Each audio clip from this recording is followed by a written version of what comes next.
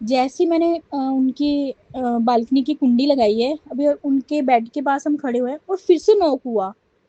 हमें वहां पे किसी की प्रेजेंस फील होने लग गई थी कि कोई है यहाँ पे अब। वो बर्तन खुद ब खुद गिरते थे मेरे किचन से और मेरे को सुनाई देते थे। फील होती थी कि कोई बाहर चल रहा है, किसी की बाहर की चलने की आवाज आ रही है। जय श्री राम दोस्तों, आप सभी का स्वागत है अक्षय वशिष्ठ चैनल पर।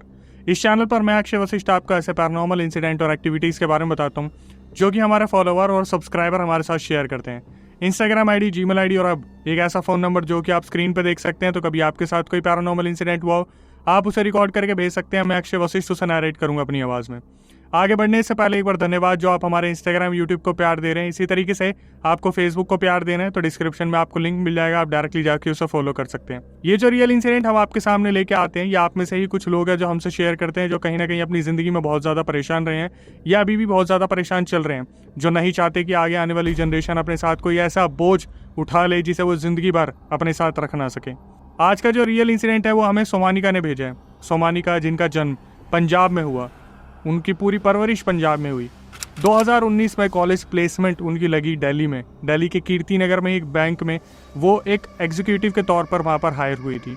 कॉलेज प्लेसमेंट थी तो जल्दी ही ज्वाइन भी करना था। घर वालों ने फटाफट से अप्रूवल दे दिया। अब सोमानिका ने बताया कि अक्षय भाई, 2019 में आने से पहले ना तो उस टाइम कोविड का इतना पता था और ना ही ये पता था कि वहाँ पर जाके जिस लोकेशन पे वो रहने वाली है वहाँ पर उनके साथ कुछ ऐसे हादसे होने वाले थे जिनके बारे में सोमानिका ने ज़िंदगी में कभी नहीं सोचा था। तो बात है 2019 की, जब सोमानिका ने अपना कॉलेज पास आउट किया और कॉलेज प्लेसमेंट उनकी लगी कीर्ति नगर में। एक एप्लीकेशन उन्होंने देखी जहां पर उन्होंने देखे कि कुछ रूम्स अवेलेबल हैं। ये एप्लीकेशन खरीदने बेचने से रिलेटेड थी। इस एप्लीकेशन पे बहुत सारे रूम्स की अवेलेबिलिटी उस टाइम पर सोमानिका ने देखी 2019 में कीर्ति नगर में। वहाँ पर देखा कि कुछ पीजीज भी अवेलेबल हैं। जब ये स्टूडेंट थी तब पैसा बहुत ज़्यादा नहीं था, तो इन्होंने सोचा कि यार मैं किसी पीजी में शिफ्ट हो जाती हूँ जिसमें डबल शेयरिंग या ट्रिपल शेयरिंग होगी। इसी ही तरीके से इन्होंने देखा कि डबल शेयरिंग वाला एक रूम अवेलेबल है, तो ये वहाँ पर कीर्ति नगर में अपना सारा सामान लेके उस पीजी को देखने के लिए गई।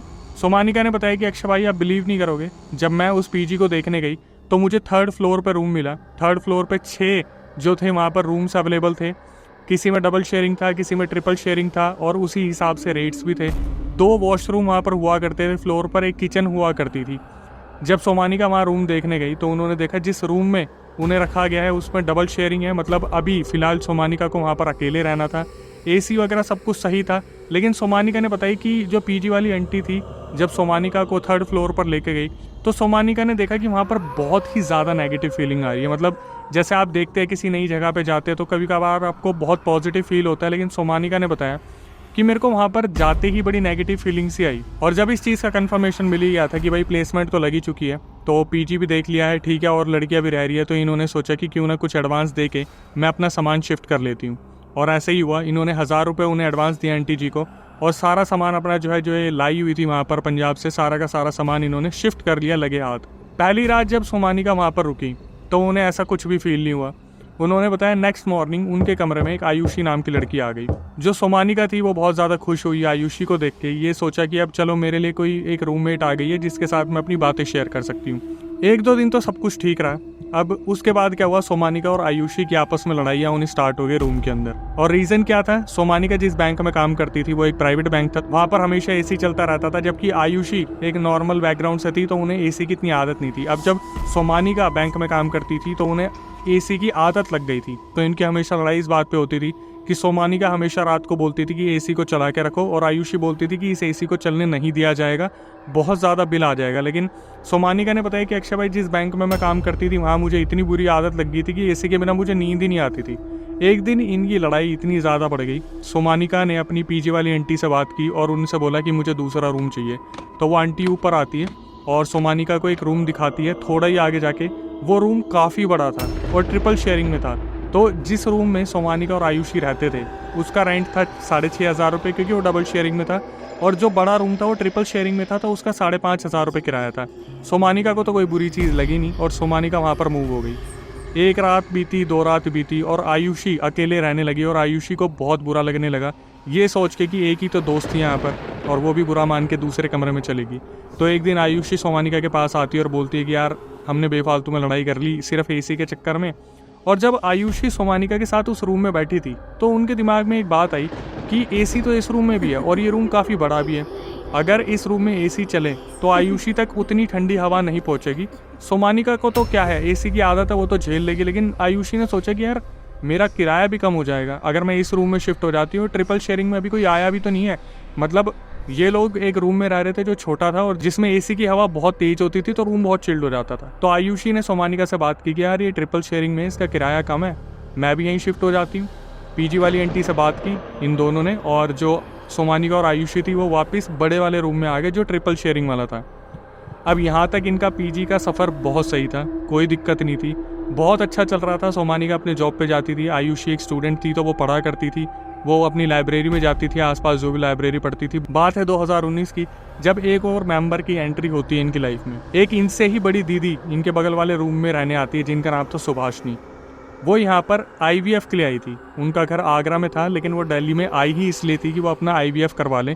उनके जो हस्बैंड थे वो मॉरिशस में रहते थे, लेकिन ये नहीं मालूम कि इनके बीच में क्या परेशानियां थी। लेकिन मुझे सोमानिका ने बताया कि जो सुभाषनी दीदी आई थी वो यहाँ पर IVF के लिए आई थी दिल्ली में। अब इसके बाद क्या हुआ, सोमानिका ने मुझे बताया कि अक्षय भाई, जैसे ही सुभाषनी दीदी ने हमारे 3rd फ्लोर पे कदम रखा, ऐसा लगा जैसे हमारा पूरा पीजी अचानक से हॉन्टेड हो गया।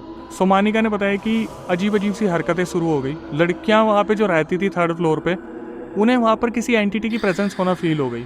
ऐसा लगता था जैसे गेट अपने आप बज रहे हैं, कोई रेलिंग पे से वहाँ पर कोई हाथ से नाखून रगड़ता हुआ जा रहा है, जैसे आप आवाज़ सुनते हैं किसी मेटल के रगड़ने की। अब हुआ क्या, सुभाषनी दीदी जो आई थी वो IVF के लिए आई थी, तो IVF के दौरान उन्हें इंजेक्शंस वगैरह लगा करते थे और उन्हें रेस्ट के लिए बोला गया था, तो वो पीजी में रेस्ट किया करती थी। अब आपके दिमाग में ये आ रहा होगा कि मॉरिशस में हस्बैंड रहते हैं तो लड़की जो है वो किसी अपार्टमेंट में ना जाके पीजी में क्यों रह रही थी।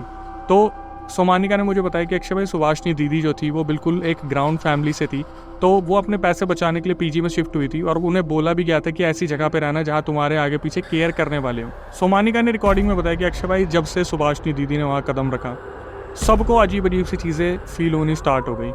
ऐसा लगता था जैसे कभी कोई बर्तन गिर रहा है, कभी वॉशरूम में टैप अपने आप ऑन हो जाता है, कभी रेलिंग पे मेटल से रगड़ने की आवाज़ आती थी। तो धीरे धीरे ये चीज़ें बढ़ती गई।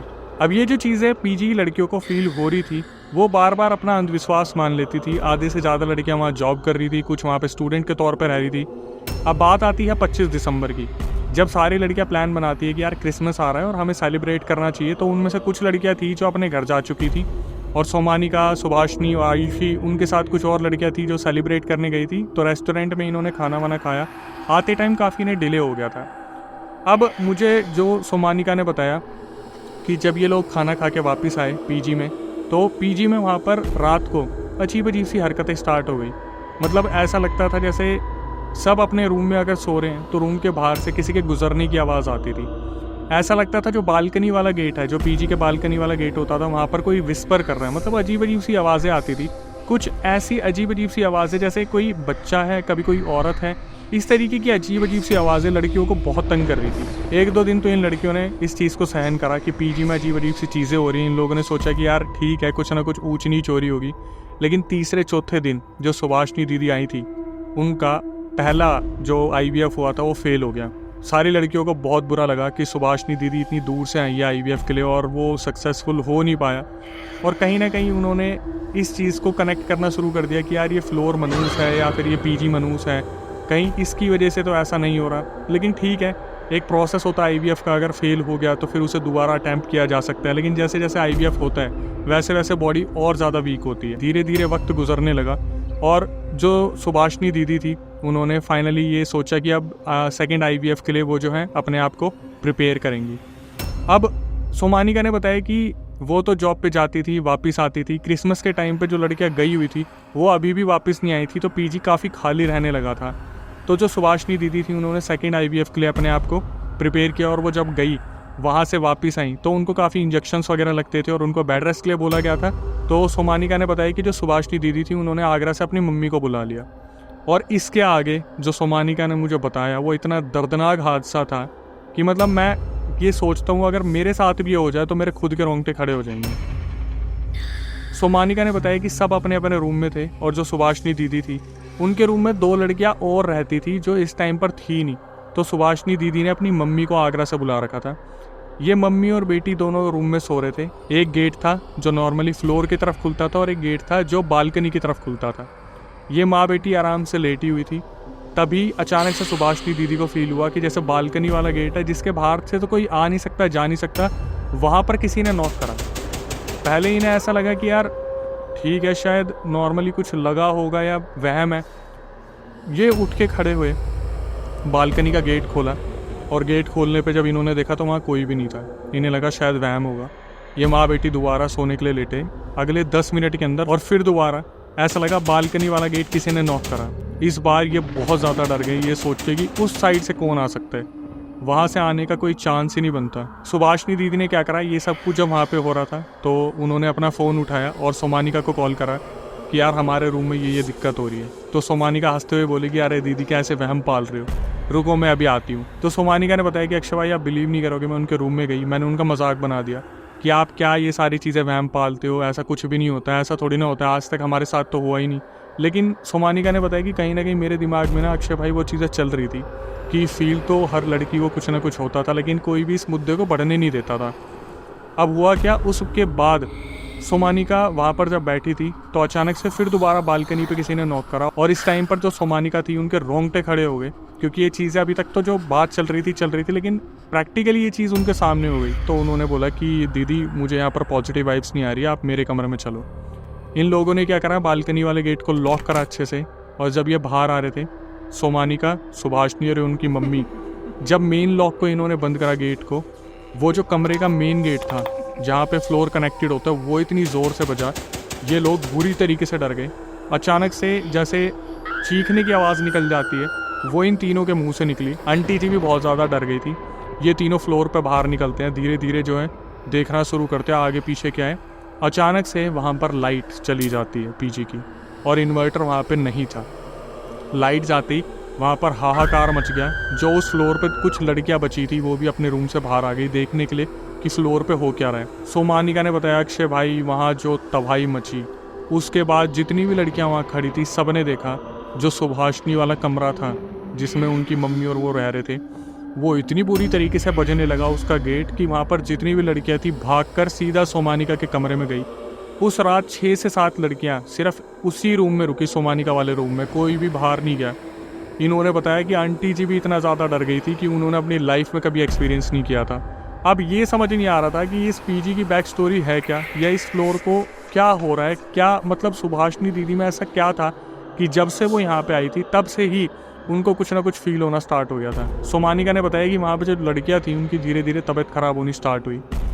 लड़कियों ने अपने घर पे फ़ोन करना स्टार्ट कर दिया कि हम पीजी खाली करेंगे, यहाँ पर हमारे साथ कुछ ना कुछ हो रहा है। सोमानिका ने बताया अक्षय भाई आप यकीन नहीं करोगे, जब हम नीचे जाते थे ना सामान लेने के लिए तो दुकान वाले हमें ऐसे घूरते थे जैसे उन्हें पता है यहाँ पर कुछ हो रखा है लेकिन हमें नहीं मालूम, और वो चीज़ बहुत ख़तरनाक है। दुकान वाले ऐसे ही घूरते थे, और जब ये पूछती थी दुकान वालों से कि क्या हुआ अंकल आप घूर रहे हो, तो वो पूछते थे कि आप कहाँ रहते हो, तो लड़कियाँ बताती थी कि हम इस पीजी में रहते थे। तो सोमानिका ने बोला कि उस पीजी में, तो बस वो मुंह नीचे कर लेते थे जैसे कोई बहुत बड़ा हादसा हो रखा है वहाँ पे, लेकिन कोई भी हादसे को सामने लाया नहीं जा रहा है। अब सोमानिका ने बताया कि इतने बुरे हाल आ गए कि जब वो लोग सुबह उठते थे, कपड़े सूख रहे होते थे, तो ये 6-6 7-7 लड़कियां हाथ पकड़ के जाती थी हनुमान चालीसा प्ले करके, और वहाँ से कपड़े लेके आती थी। आंटी जी भी ऐसे ही काम करती थी वहाँ पे। अब धीरे धीरे क्या हुआ, सेकंड IVF जो चल रहा था 3 महीने बाद, वो सेकंड IVF भी बेकार हो गया, और इतना बुरी तरीके से जो सुभाषनी थी वो डिप्रेशन में गई कि उन्होंने अपने भाई को फ़ोन करा। वो आगरा से आए और सुभाषनी को और उनकी मम्मी को आगरा लेके चले गए। फिर वहाँ का बाद का जो प्रक्रिया है सारा आगरा में हुई। अब सोमानिका ने बताया कि अक्षय भाई मेरी किस्मत कितनी ही गंदी होगी, मेरी जॉब चल रही है और मेरे पीछे से मेरे रूम में सिर्फ 2 लड़कियाँ रह गई थी, उस फ्लोर को सब खाली करके चले गए। सोमानिका ने बताया जब वो अपने ऑफिस से वापस आई वो 2 लड़कियाँ भी जा चुकी थी। इस चीज़ को चलते हुए कम से कम नहीं तो 7-8 महीने हो गए थे। इसके बाद सोमानिका ने बताया जब ये सारे हादसे चल रहे थे उनकी मुलाकात उन्हीं के ऑफिस में एक लड़के से हुई जो कि मुस्लिम थे और सोमानिका हिंदू हैं। तो इन दोनों के बीच में काफ़ी अच्छा बॉन्ड बना, दोस्ती अच्छी हुई, उसके बाद इन दोनों में प्यार हो गया।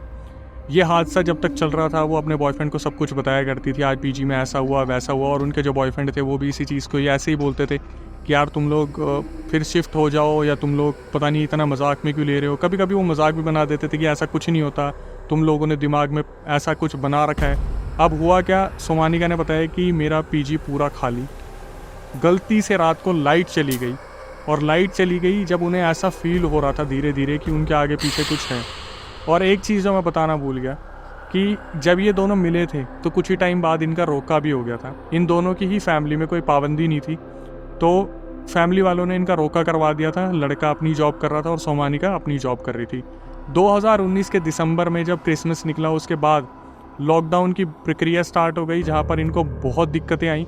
2020 में क्या हुआ, शादी से 1-2 महीने पहले जो सोमानिका थी वो प्रेग्नेंट हो गई, और सोमानिका उस पीजी में अकेली थी जब वो प्रेग्नेंट थी, और वो बार बार फ़ोन करके अपने बॉयफ्रेंड को बताया करती थी कि मुझे बड़ा अजीब लग रहा है, पूरे पीजी में कोई भी नहीं है। और उनके बॉयफ्रेंड बोलते थे कोई नहीं, मैं लेने आ जाता हूँ, लेकिन वो यही बोलती थी कि ऐसे नहीं, अच्छा नहीं लगता, शादी से पहले मिलना ठीक नहीं रहेगा, कि आपकी फैमिली बोलेगी कि अभी थोड़ा सा टाइम है, शादी के बाद मिल लेना। लेकिन शादी से पहले प्रेग्नेंट हो चुकी थी, उन्हें कन्फर्म था कि 1-2 महीने बाद शादी होनी है, तो ये आराम से पीजी में रह रही थी। लेकिन हुआ क्या, उस रात जिस रात लाइट गई, उस रात इनको वो जो एंटिटी थी वो पहली बार दिखी एक लड़की के रूप में। वो लड़की इनके आगे पीछे से घूमती हुई दिखी, मुस्कुराती हुई दिखी, और वो एंटिटी पूरी तरीके से जो है सोमानिका को फील हो रही थी, कहीं ना कहीं वो अपनी मौजूदगी का एहसास करवा रही थी। और जैसे कि मैंने बताया कि लाइट गई हुई थी, सोमानिका ने अपना मुंह नीचे कर रखा था, तभी उनका गेट बजता है। वो बहुत बुरी तरीके से डर जाती कि फिर दोबारा कोई आया जो कि अब की बार शायद उन्हें ले जाएगा अपने साथ। सोमानिका को एक जानी पहचानी सी आवाज़ आती है, और वो भाभी थी जो नीचे रहती थी, उन आंटी की बहू, वो आई थी ऊपर, और वो बोली सोमानिका तू अकेली रह रही है, तुझे डर लग रहा होगा, चल तू नीचे चल, हमारे साथ सो जा। सोमानिका ने बताया अक्षय भाई मैं इतनी बड़ी बेवकूफ़, मैंने अपने आप को पता नहीं क्या साबित करने के लिए बोल दिया कि नहीं भाभी मैं तो बिल्कुल ठीक हूँ, मुझे कोई डर नहीं लग रहा। तो भाभी ने बोला देख सोच ले एक बार, अगर तेरे को चलना है तो चल ले, क्योंकि फ्लोर पे कोई भी नहीं है, तू अकेली है। सोमानिका ने बताया मैं इतनी बड़ी बेवकूफ़, मैंने फिर यही बोल दिया कि कोई नहीं मैं तो अकेली रह लूँगी, ऐसा कोई भी नहीं है, कुछ नहीं है, ऐसा कुछ नहीं है। और वो भाभी नीचे उतर के चली गई। सोमानिका ने बताया कि अक्षय भाई मैं पूरी रात हर 5 मिनट में जगती, क्योंकि मुझे ऐसा लगता कोई एंटिटी मेरे आगे पीछे है, बार बार मुझे ऐसा फील होता। सुबह मेरी आँख खुली, मैं अपने ऑफिस गई, जब मैं ऑफिस से वापस आई तो मैंने देखा कि आंटी ने 3rd फ्लोर पे पूजा करवा ली है। पूजा करवाने के बाद 3-4 दिन तो वहाँ पे सब कुछ शांत रहा। जब सोमानिका ने इस चीज़ को देखा कि यार 3रे फ्लोर पर कोई भी रहने नहीं आ रहा और चीज़ें बढ़ती जा रही है, सोमानिका ने फाइनली हार मान ली, और उन्होंने अपने बॉयफ्रेंड को कॉल करा और बोल दिया कि अब मुझे यहाँ से लेके चले जाओ, इससे पहले कि मेरे साथ कुछ हादसा हो जाए। तो उनके बॉयफ्रेंड ने अपनी मम्मी से बात की, तो फाइनली सोमानिका के बॉयफ्रेंड की मम्मी ने डिसीज़न लिया कि अब शादी करवा देनी चाहिए, इससे पहले लड़की के साथ कोई दुर्घटना हो जाए। तो इन दोनों की शादी करवा दी गई। सोमानिका ने बताया कि अक्षय भाई जब मैं उस पीजी को वहाँ से छोड़ के आई ना, तब भी मेरे साथ चीज़ें सुधरी नहीं। मतलब अपने ससुराल में आके भी जब वो प्रेग्नेंट थी, उन्हें इतने बुरे बुरे सपने आते थे कि वो रात में कम से कम 10-10 बार जगती थी। उन्हें हमेशा ऐसा फील होता था कि उनके आगे पीछे कोई ना कोई एंटिटी है, कोई ना कोई एक ऐसी प्रेजेंस है जो वहाँ पर फील हो रही है। इन्होंने अपने हस्बैंड को बताया, हस्बैंड ने मम्मी को बताया, और मम्मी ने फाइनली एक मौलवी मौलाना को बुलाया वहाँ पर। हिंदुइज्म से बिलोंग करते हुए सोमानिका ने बताया कि अक्षय भाई क्योंकि मैं मुस्लिम फैमिली में थी तो मुझे अब सहारा भी मौलवी और मौलाना का ही लेना था। तो जो मदर थी, मदर इन लॉ, उन्होंने एक मौलवी मौलाना को बुलाया, और मौलवी मौलाना जब वहाँ बैठे उन्होंने कुछ हाथ देखा, सोमानिका की शक्ल देखी, कुछ पूछा तो नहीं उनसे, लेकिन सोमानिका को साफ बता दिया कि बेटा जिस पीजी में तुम गए थे, अगर उस पीजी में तुम 1 हफ्ता 10 दिन और रुक जाती तो शायद तुम कभी ज़िंदा नहीं बच पाती। तो सोमानिका ने पूछा कि ऐसा क्या है उस पीजी में जिसकी वजह से वहाँ पर इतना सब कुछ हो रहा है। तो उन मौलवी मौलाना ने बताया जो भी वहाँ पे बैठे थे कि उस पीजी का बहुत बुरा इतिहास रहा है, बहुत बुरा। क्योंकि जो मौलवी मौलाना थे वो अभी भी इस चीज़ को देख पा रहे थे कि सोमानिका के पीछे कोई एंटिटी अभी भी थी जिसको वो हटा रहे थे।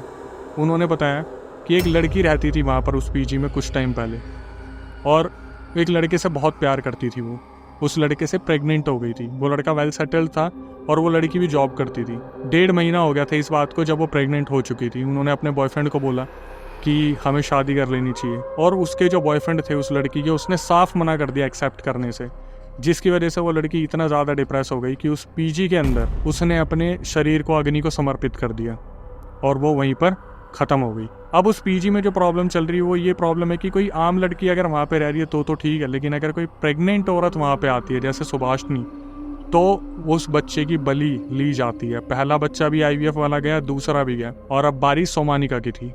सोमानिका को जब ये चीज़ पता चली, सोमानिका ने अपने हाथ पैर जोड़ लिए कि मैं कभी ज़िंदगी में ऐसी गलती नहीं करने वाली। और उन्होंने आपके लिए भी यही मैसेज दिया है कि भाई किसी नई जगह पे जा रहे हो ना, तो प्लीज़ उस जगह के बारे में जान लो, चाहे पीजी हो, हॉस्टल हो, फ्लैट हो, अपार्टमेंट हो, कुछ भी हो।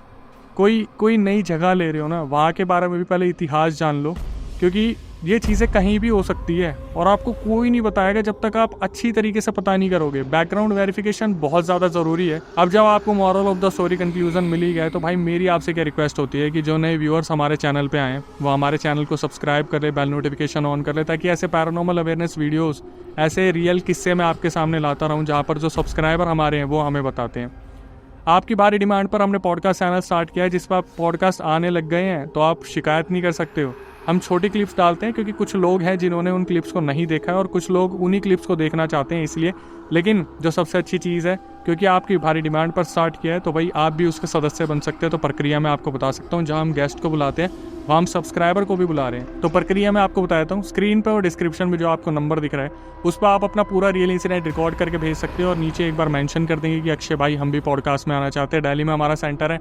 टीम एक बार उसे रिव्यू करेगी, उसके बाद आपको बुलाया जाएगा। आप भी स्क्रीन पे आके पूरा अपना किस्सा बता सकते हो और फिर हमारे दूसरे चैनल पे, जिसका नाम है अक्षय वशिष्ठ हॉरर शो, उस पे उस चीज़ को हम लाइव करेंगे। लेकिन उससे पहले एक रिक्वेस्ट, उसे भी जाके सब्सक्राइब कर लो, ताकि सब्सक्राइबर के साथ जो हादसे होते हैं वो कैमरे पे आके बताते हैं, तो आप वो भी सुन सकते हो।